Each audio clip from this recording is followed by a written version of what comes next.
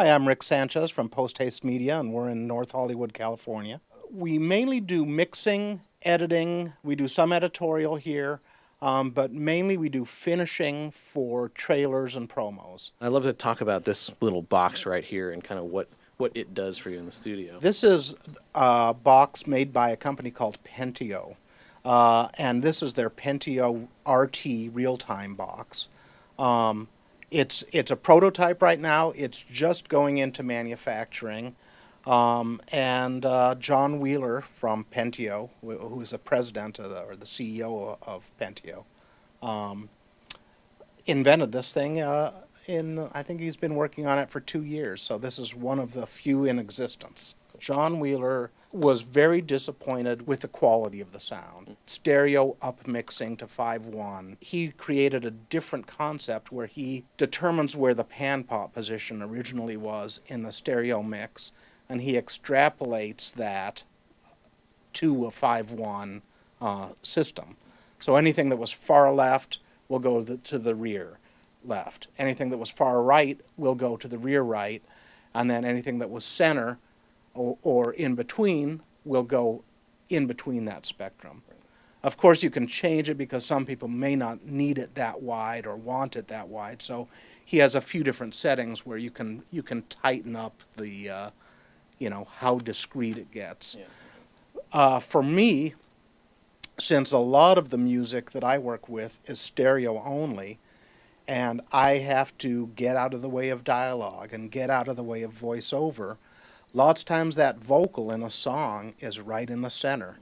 So for me, it's a great advantage because now I can take the center and dip it down 2 dB without destroying the mix and still keep the mix wide in the stereo part, but get that center out of the way of the voiceover or the dialogue. Yeah. It's great they've used it, Quentin Tarantino used it because he brought in his vinyl. He actually brought in vinyl and said, I want to use this in my film, I want it 5.1. And so he sent it to John's lab up in San Francisco, and they cleaned it up, and they also did The Watchmen, the movie The Watchmen. I think there's a new Eddie Murphy movie that's going to be using it. Yeah. And I think that one of the places you're going to later, Smart Sound, they use it extensively in doing television mixing. Okay. So when if 5.1 is sort of considered standard, but when it sort of started coming onto the market, I always imagined that it would make the life of the post-production, editor much harder, but it sounds like there's actually some advantages to it. The advantages are you can charge more for it.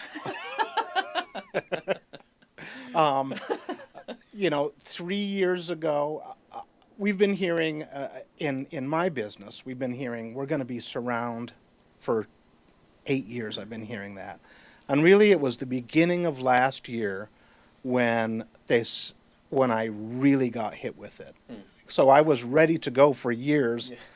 And I do an occasional 5.1 mix, but at the beginning of 2009, it really hit where probably 80% of the stuff I do now is 5.1.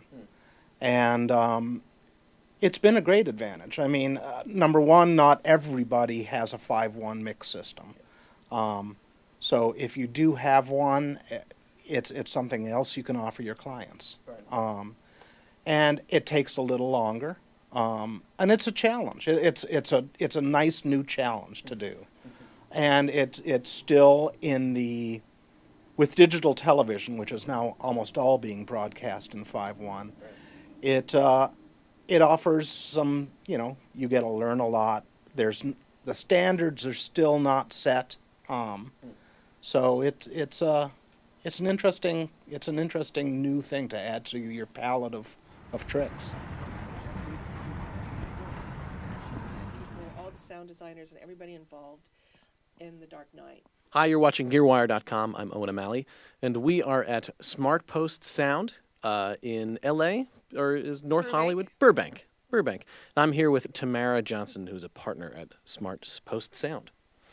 And Tamara, can you talk about sort of like what the basically the company does, and I'm sure there's a lot of facets, but what in general, what part of the industry they work in? Well, we specialize in offering full service sound packages.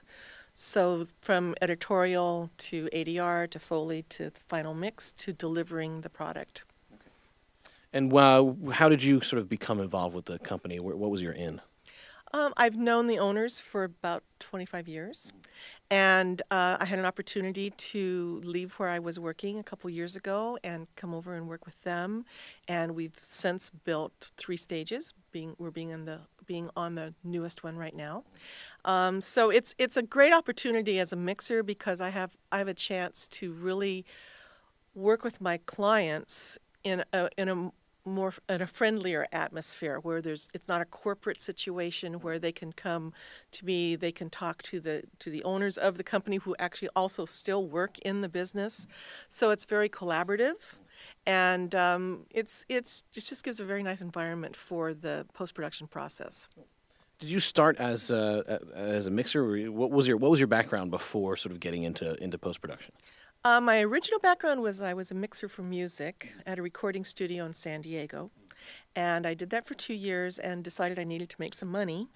So I moved to Los Angeles in 1977, and I've been working in post-production ever since then. When did you really sort of start moving over to doing the majority of your mixes in surround in 5.1? I would say 2 years ago. And now once everything changed over this summer, now it's like an absolute edict that everything we do has to be in 5.1. Yeah. That's just the way it is. So recently it's become sort of like a universal standard? Yes. Yeah. Do you do 7.1 mixes or any other surround mixes? We're set up to do that, but we haven't really had a call for it yet. I think that's more theatrical than television at this point. Yeah, okay. So coming obviously from like a audio mixing background, when you sort of were getting to starting to work in 5.1, what were some of the initial challenges, or what were your impressions when you first started working in 5.1? Well, the biggest challenge working in 5.1 is that there are no 5.1 sources. So, in few cases, especially in television, you won't receive your music in 5.1. It comes in stereo.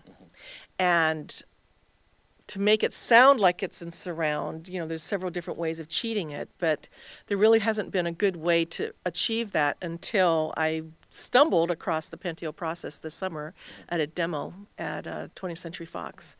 And they were playing all these different songs, in that lovely scoring stage.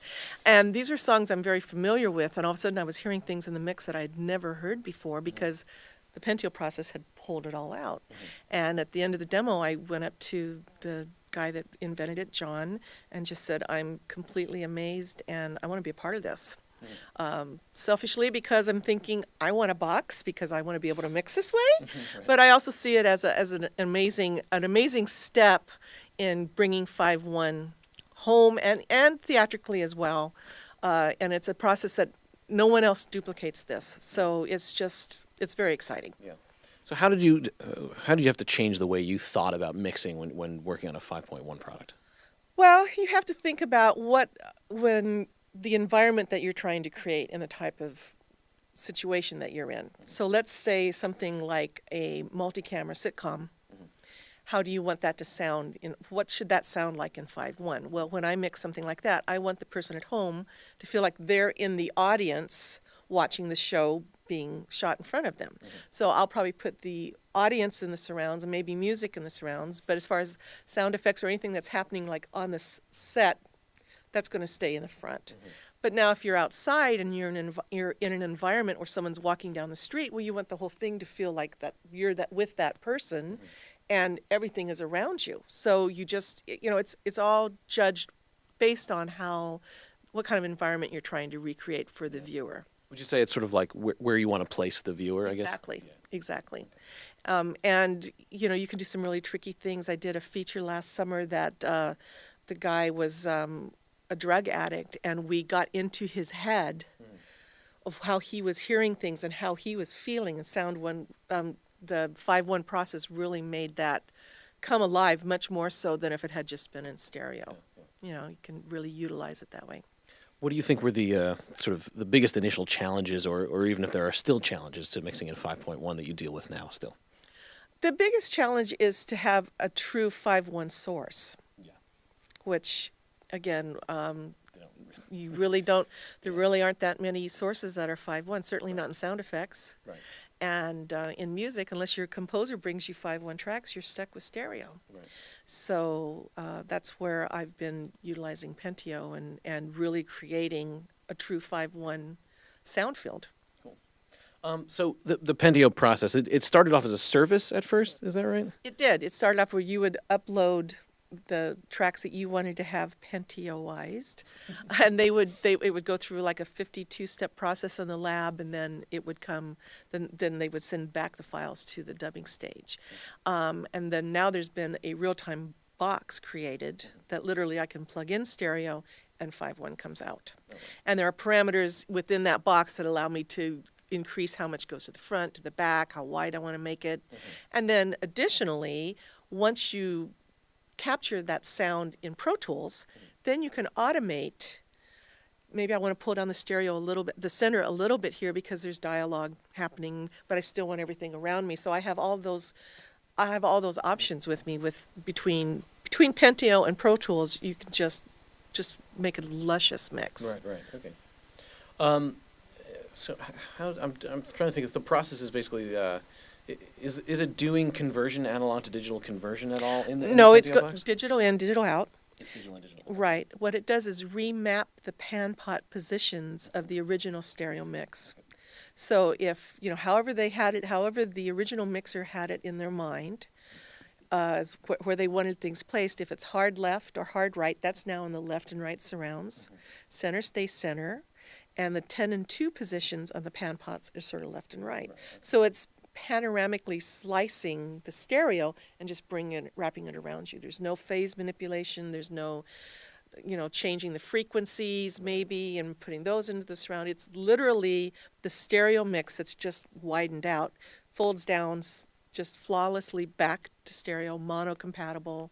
Yeah. So it's really fantastic.